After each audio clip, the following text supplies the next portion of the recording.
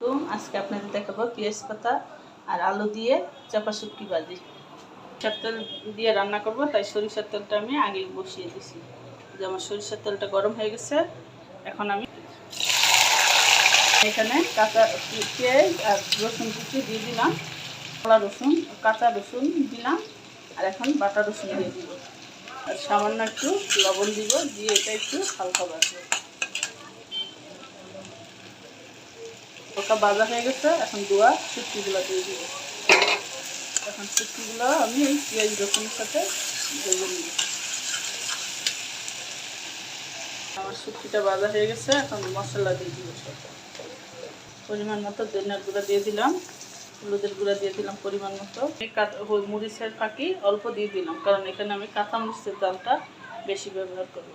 একটু পানি দিয়ে দিব মশলাটা কষানোর জন্য। এই পেঁয়াজ পাতা আর আলুতে আমি একটু লবণ দিব হালকা পরিমাণ, একটু রসুন বাটা দিব হালকা, সামান্য একটু চিনি দিয়ে দিব, পরিমাণ মতো কাঁচা একটু সরিষার তেল দিয়ে দিব।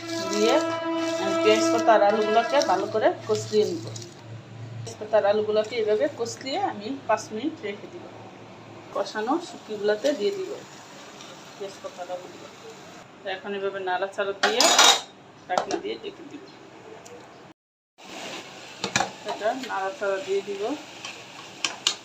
দিয়ে এখানে যেহেতু কাঁচামরিচের জাল আমি দিব বেশি, তাই এখানে আমি কাঁচামরিচ দিয়ে দিলাম। এখন জাল কাঁচামরিচ দিয়ে এখন আবার ঢাকনা দিয়ে ঢেকে দিব। ঢাকনাটা খুলে দেখবো আমার শুটকি সিদ্ধ হয়েছে কিনা, সব তরকারিগুলো। যে আলু সিদ্ধ হয়ে গেছে, এখন এটা ভাজা ভাজা করার জন্য এটা খুলে রাখবো। আমার শুটকি হয়ে গেছে, এখন 2টা লেবু পাতা দিয়ে নাড়াচাড়া দিয়ে নামিয়ে নিব। কেমন দেখতে হয়েছে আমার শুটকি রান্নাটা, অবশ্যই সবাই কমেন্টস করে জানাবেন।